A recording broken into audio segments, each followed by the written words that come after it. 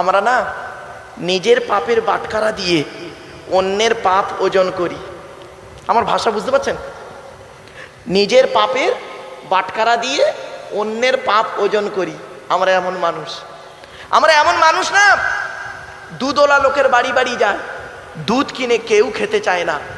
মদওয়ালা দোকান দিয়ে স্বশাসনে বসে আছে, মোটর সাইকেলে তেল পুড়িয়ে মদ কিনে খেয়ে রোজার মাসে হাজি সাহেবের বেটা মদ খেয়ে মারামারি করে লকাপের মধ্যে চুপ মেরে বসে আছে। দুধওয়ালা কোথায় গিয়েছিল? বল, ওর বাড়ি গিয়েছিল। আমরা এমন মানুষ না, দুধওয়ালাকে বলি, এই দুধে পানি দিসনি তো, আর মদে পানি ঢেলে খাই। আমরা এমন মানুষ না, 100 টাকার চোরকে গাছে বেঁধে মারি, 1000 কোটি টাকার চোরকে স্টেজে তুলে ফুলের তোড়া দিয়ে সংবর্ধনা জানাই। আমরা এমন মানুষ না, চাল্লি বোঝেন? চাল্লি আবার বলেন, একটু কথা বলেন আমার সঙ্গে। মা বোনেরা আটা চালে যেটাকে, ওটাকে কি বলেন? চালন। ও আমরা চালনি বলি, ওই হলো বাপ, ওই চালন। আচ্ছা, চালনের পিছনে ছিদ্র কটা? অনেক। আর সূচের পিছনে ছিদ্র কটা?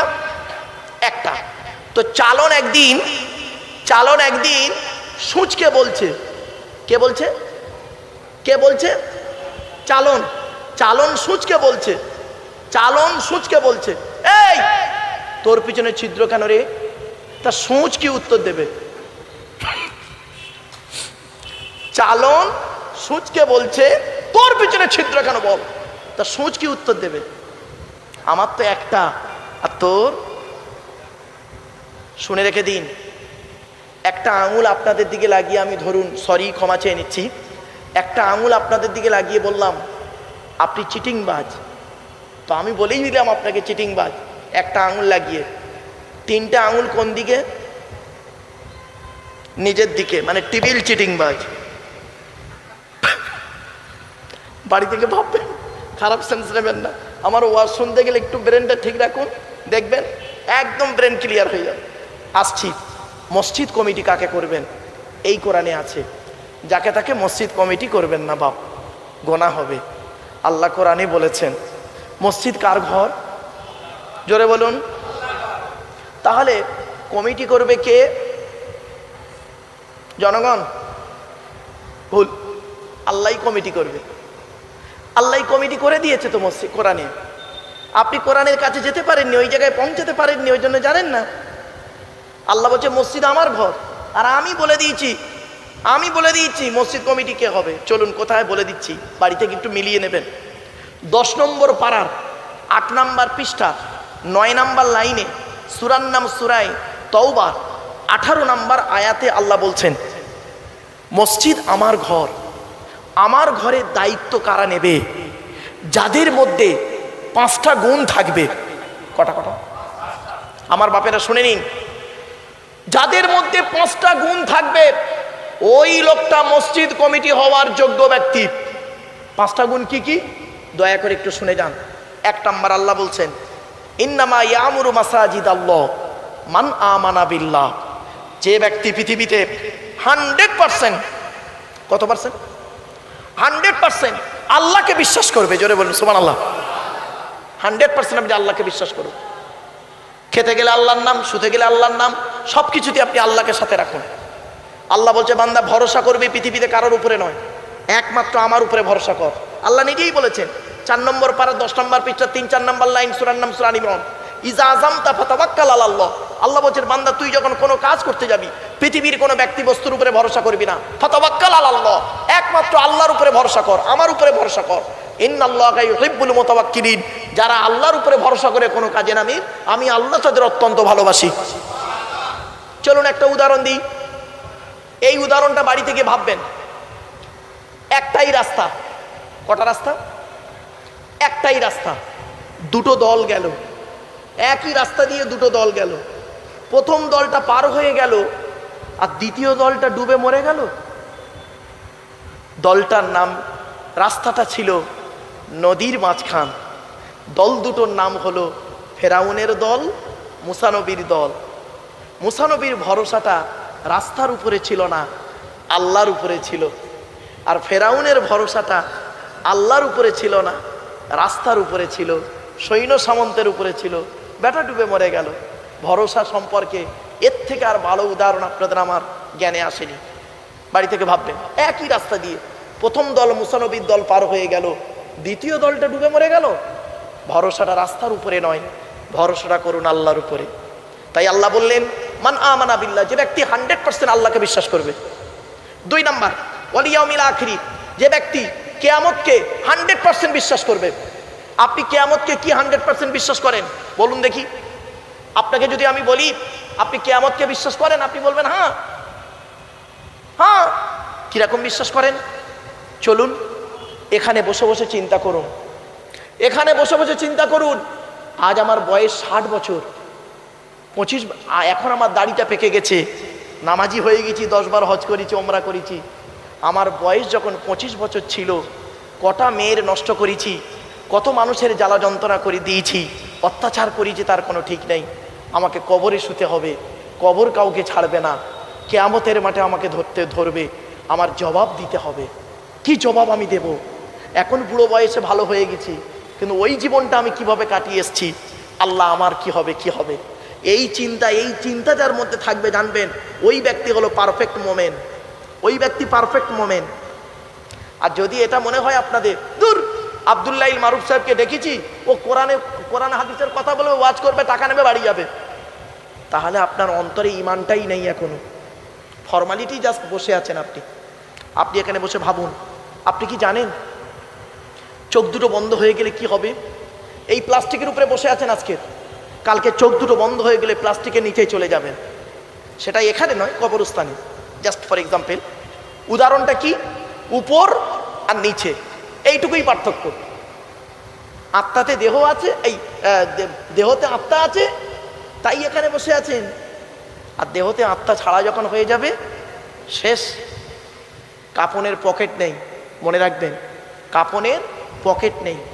আল্লাহ বলছে, যেদিন তুই পৃথিবীতে এলি, তোর হাত দুটো ছিল মুঠো মারা। আপনাদের হাতগুলো আছে, ছেড়ে দিন, টেস্ট করে দেখে নিন। প্রত্যেক বাচ্চা মায়ের পেট থেকে যখন আসে, হাতগুলো ঠিক এরকম মুঠো মারা থাকে। দেখেন হাতগুলো, দেখেন, টেস্ট করে দেখেন, কারোর হাত এমন নেই, চ্যালেঞ্জ, দেখুন এরকম। আর যেদিন মরে যাবেন, সেদিন আপনার হাত দুটো কেমন হবে দেখবেন, মাইয়েতে দেখেছেন, সোজা হয়ে গেছে, সোজা হয়ে যায়। আল্লাহ বলে, দেখ তোর হাত দুটো ছিল মুঠো মারা, মায়ের পেট থেকে এলি মুঠো মারা। এ জীবন শুরু হয়েছে 150 টাকায়, এ জীবন শেষ হবে 1500 টাকায়। কি টাকার গরম দেখাচ্ছেন? আমি স্টেজে উঠে, আমার এক বন্ধু কলেজের প্রফেসর, একই সঙ্গে আমার ক্লাসমেট, ও আমার খুব ভক্ত, আমার বক্তব্য খুব শোনে। তো আমি গিয়েছি, বলছে মারুফ ভাই আমি আপনার বক্তব্য শুনবো। আমি ওই চটে বসে, একটা প্রফেসর লোক চটে বসে ওয়াজ শুনছে, আমার খারাপ লাগছে। বলছে ভাই স্টেজে আসুন। বলে না না, আমি নিচে বসে আপনার মুখ দেখবো, শুনবো। আমি স্টেজে উঠি খালি বলেছি, এ জীবন শুরু হয়েছে 150 টাকায়, এ জীবন শেষ হবে 1500 টাকা। যেই বলেছি, উনি তখন বলছেন, মারুফ ভাই এটা কি হলো? আমি প্রফেসর, আমার বউ প্রফেসর, আমার বাপ প্রফেসর, মা প্রফেসর, আমরা 4 জন প্রফেসর। পশ্চিমবঙ্গ সরকার আমাদের মাইনে দেয় খুব কম করে, সকলের মাইনে মিলে 1 মাসে 5 লাখ টাকা। তো এই জীবন শুরু হলো 150 টাকায়, এই জীবন শেষ হবে 1500 টাকায়। এ কি করে হয়? ততগুলো লোকের সামনে আমি বন্ধুকে বলেছিলাম, বন্ধু কিছু মনে করবেন না, সকলকেই বলছি, যেদিন মায়ের পেট থেকে আপনি এসেছিলেন, সব থেকে দামি কাপড়টা কে কিনে দিয়েছিল? তো বলছে আমার আব্বা। কত টাকা দাম ছিল? এটা কত হবে? একটা বাচ্চার জন্য কত টাকা দাম হবে বলুন তো আপনারা? খুব যদি 100 থেকে 150 টাকা। আরে বলুন না, একটু কথা বলুন। একটা কাপড় কত হতে পারে? একটা বাচ্চার তোয়ালে, নতুন বাচ্চার কি পরায়, তখন তার প্যান্ট শুট বুট পরায় না, তোয়ালে, তা 1 থেকে 150 টাকা ভালো দামি তোয়ালে। আল্লাহ বলছে, এই জীবন শুরু হলো তোর 150 টাকায়। মায়ের পেট থেকে এলি, তুই যে কাপড়টা পরলি, জীবনের প্রথম কাপড়, নিজে পরতে পারলি না, অন্যেই তোকে পরিয়ে দিল, তার দাম ছিল মাত্র 150 টাকা। এ জীবন শুরু হলো 150 টাকায়। আর যেদিন মারা যাবি, যদি লাশটা পাওয়া যায়, কাপড়টা দেওয়া হবে তোর 3টে কাপড়, বেটা ছেলেদের আর মেয়েদের 5টা দেওয়া হবে। খুব বেশি হলে মেরে কেটে 1 থেকে 1,500 টাকা দাম, ঠিক না বেঠিক? আল্লাহ বলছে দেখ, এই 1,500 টাকার কাপড় নিয়ে তুই চলে গেলি, তোর এই জীবন শুরু হয়েছিল 150 টাকায়, এই জীবন শেষ হলো 1,500 টাকায়। আর বাকি যা 2 হাত দিয়ে চোখ কান নাক হাত পা মুখ ব্রেন বিবেক বুদ্ধি দিয়ে গাড়ি বাড়ি জায়গা জমি বিল্ডিং বালাখানা করেছিস, সব গীতার সারাংশ হয়ে গেছে। গীতার সারাংশ, রাগ করবেন না কেউ, গীতার সারাংশ হয়ে গেছে। গীতার সারাংশ কি জানেন? শুনে নিন, ভালো করে গীতার সারাংশটা শুনে নিন। যা হয়েছে তা ভালোই হয়েছে, যা হচ্ছে তা ভালোই হচ্ছে, যা হবে তা ভালোই হবে। কি হারিয়েছে তোমাদের? কাঁদছো? কি হারিয়েছে? কাঁদছো? ছেলে ভাত দেয় না কাঁদছো? স্বামী স্ত্রী ঝামেলা হয়েছে কাঁদছো? কি হারিয়েছে কাঁদছো? মনে রেখো, যা নিয়েছো এই পৃথিবী থেকেই নিয়েছো, যা দিয়েছো এই পৃথিবীতেই তুমি দিয়েছো। যেটা তোমার আজকের আছে, গতকাল সেটা অন্যের ছিল, মানে তোমার বাপের ছিল, গতকাল সেটা অন্যের ছিল। আজ তুমি মারা যাও, আগামীকাল সেটা অন্যের হয়ে যাবে। কিছু বুঝতে পারছেন? ছোট হুজুরকে বলে একটা কথা বলতেন, কুদরতে আজিম তার কে বুঝিতে পারে, অজ্ঞান হইবে জ্ঞানী ধ্যান যদি করে। বিউফায়ে দুনিয়া কেন ভোলা মন, দিবানিশি করো তুমি খোদাকে স্মরণ। গোনাহে ডুবিয়া গেলি ওরে বেশরম, কেয়ামতের দিন তুই করিলিরি গমন। পানি পানি করে তুমি পড়ে খাপে খাপি, অরে সালি তাড়াতাড়ি দেবে তালা চাবি। মালেকুল মৌত তোর জান যাবে লইয়া, ঘর ওলা করে দাঙ্গা ভাগের ওলা গিয়া। 1 কোটি টাকা যদি আপনার থাকে না, আর 2টো ছেলে যদি থাকে, মরে যান, পরের দিনে আপনার মৃত্যুর পরে ওই টাকাটা ভাগ করার জন্য 2 ছেলে প্রস্তুত। মালেকুল মৌত তোর জান যাবে লইয়া, ঘর ওলা করে দাঙ্গা ভাগের ওলা গিয়া। তোর ধনে অন্যজনে উড়াইবে বাহার, তোর ধনে অন্যজনে উড়াইবে বাহার। তুমি হবে খোরাক ও মাটির উপকার। বাড়ি থেকে ভাববেন, এই ভাবার নামটা ওয়াজ, ভাইবে প্র্যাকটিক্যাল করার নাম হলো ওয়াজ গো বাপ। বাড়ি থেকে ভাববেন, মাটির নিচে যে যাব, যে জায়গায় থাকবো আমরা প্রত্যেকেই কম বেশি, সেই ঘরটার নাম কি? আরে বলুন না, এটা কথা বলুন না। কবর। কবর 4টে কথা বলে। কটা কটা? 4টে কথা বলে, মনে রাখবেন। 1 নাম্বার কবর বলে, আমি কবর সাপ বিছে পোকা দরজা জানালা ছাড়া ঘর।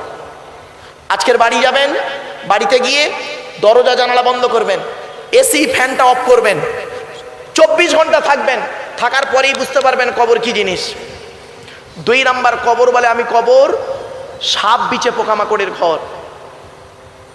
আপনাদের এলাকায় কোনো মানুষ মারা গেলে আপনারা কি করেন? মুসলিম কোনো মানুষ মারা গেলে আপনারা কি করেন?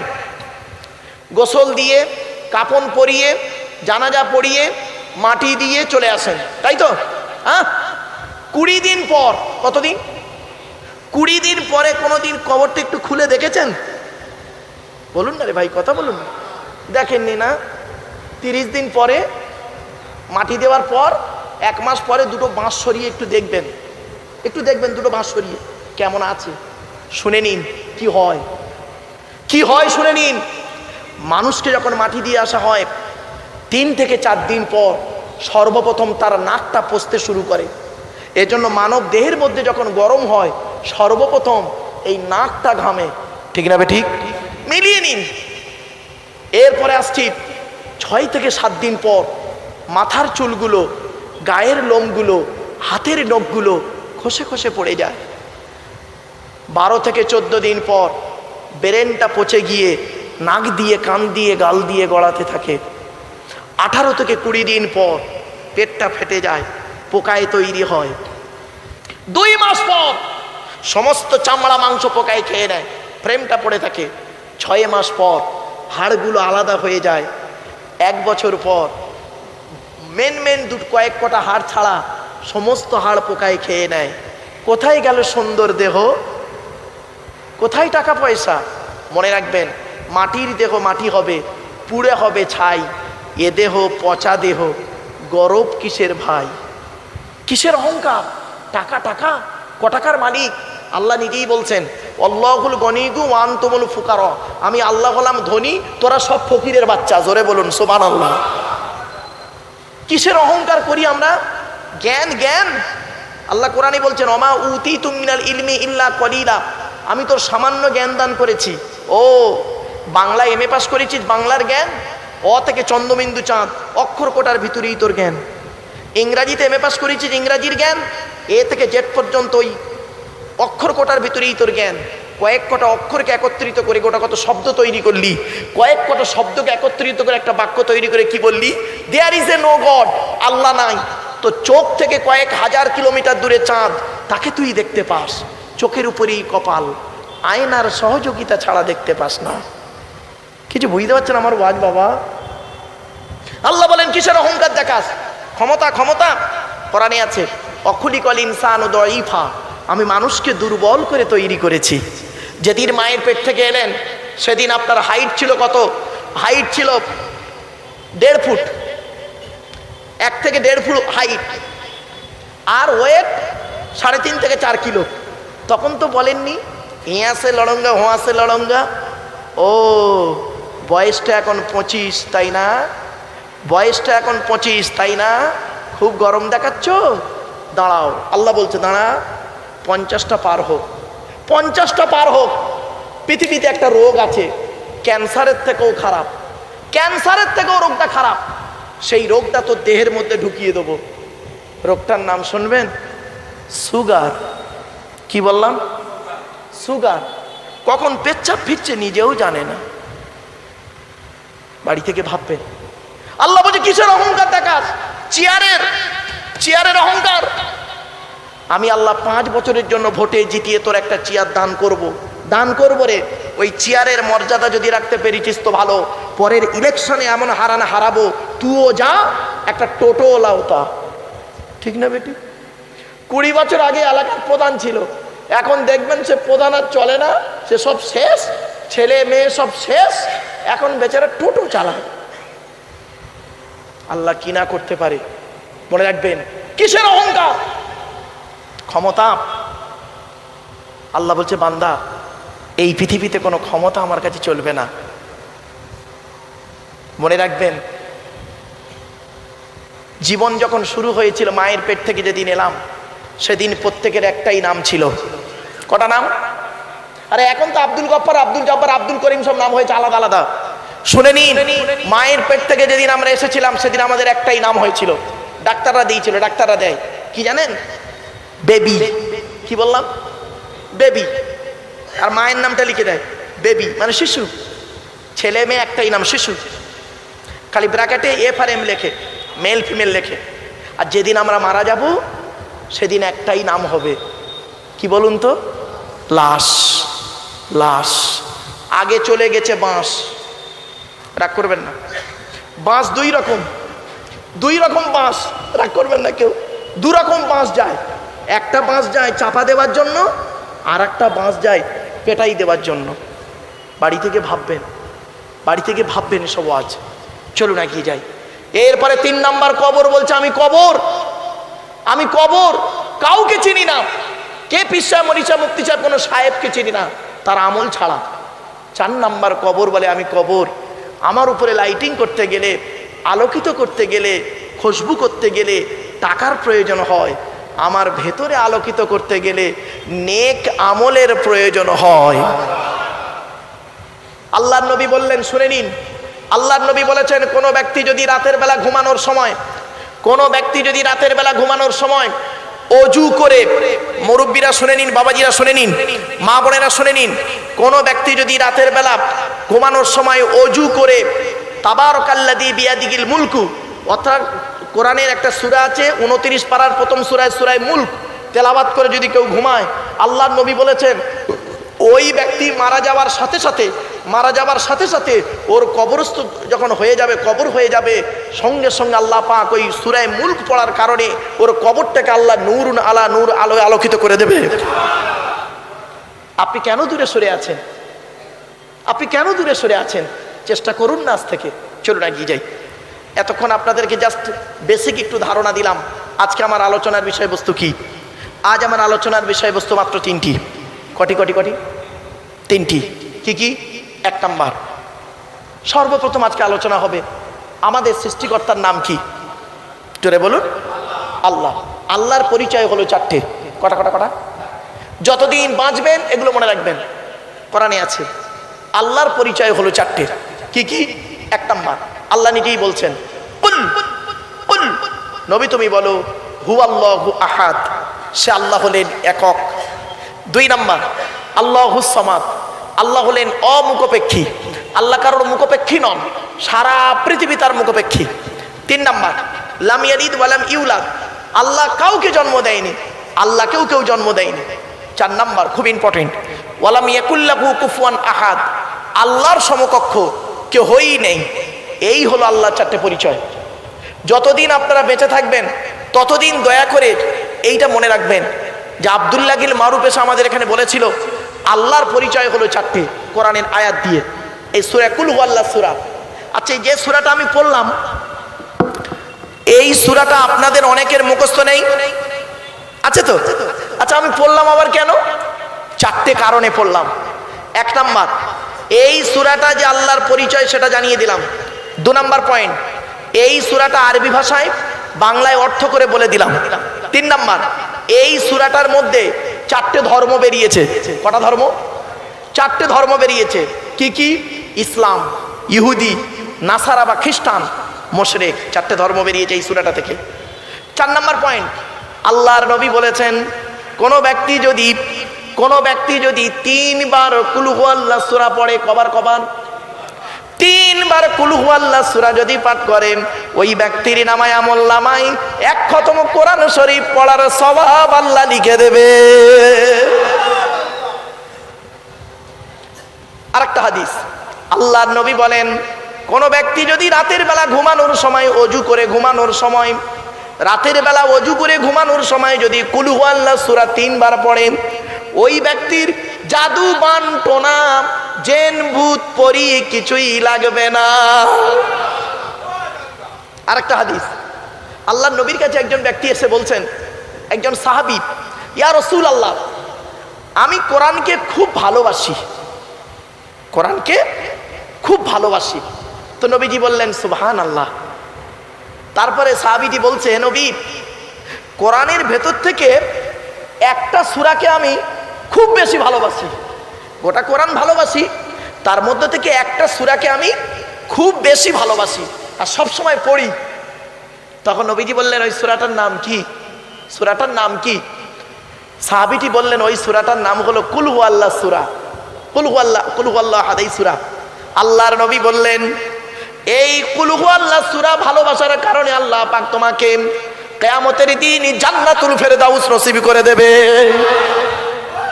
আছেন? চলুন, আমাদের সৃষ্টিকর্তা আল্লাহ বলছেন, বান্দা শোন, তোকে আমি সৃষ্টি করেছি। বাপের চারটে অঙ্গ। বাপের কটা? চারটে। আজ বাড়ি যাবেন, বাড়িতে গিয়ে নিজের জন্ম দেওয়া ছেলেকে সামনে রাখবেন, ছেলে বা মেয়েকে সামনে রেখে দেখবেন আপনার দেহের মধ্যে চারটে জিনিস, কমসে কম চারটে জিনিস আপনার অঙ্গের মধ্যে আপনার বাচ্চার মিলবে। মিলিয়ে দেখে নেবেন আজকে, চোখ, কান, নাক, হাত, পা, মুখ, হাতের আঙুল, পায়ের আঙুল, ঠোঁট মিলবে চারটে। বাপের সঙ্গে চারটে মিলবে, মায়ের সঙ্গে চারটে মিলবে।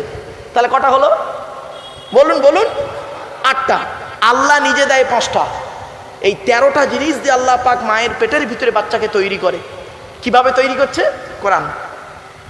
ওয়ালাকাদ খালাকনাল ইনসানা মিন সুলালাতিন মিন তিন সুম্মা জাআলনাহু নুতফাতান ফি করারিম মাকিন। 18 নম্বর পারার 1 নম্বর পৃষ্ঠা 12 নম্বর লাইন, সূরার নাম সূরা মুমিনুন, আয়াত নম্বর 12 আল কোরআন। আল্লাহ বলছেন, মাটির নির্যাস থেকে তোদের তৈরি করেছি, বাপ আর মায়ের মিলনের মাধ্যমে ওই পানিটাকে আমি আল্লাহ তোর মায়ের পেটের ডাইসে সুন্দর করে রেখে দিয়েছি। আর কি করেছি? ওই পানিটার 40 দিন পরে রক্তপিণ্ড করেছি, তার 40 দিন পরে মাংসপিণ্ড করেছি, তার 40 দিন পরে হাড় তৈরি করেছি, হাড়ে আর মাংসই সুন্দর করে লাগিয়ে দিয়েছি। আমি আল্লাহ তোর মায়ের পেটের ভিতরে সুন্দর একটা আকৃতি দান করেছি।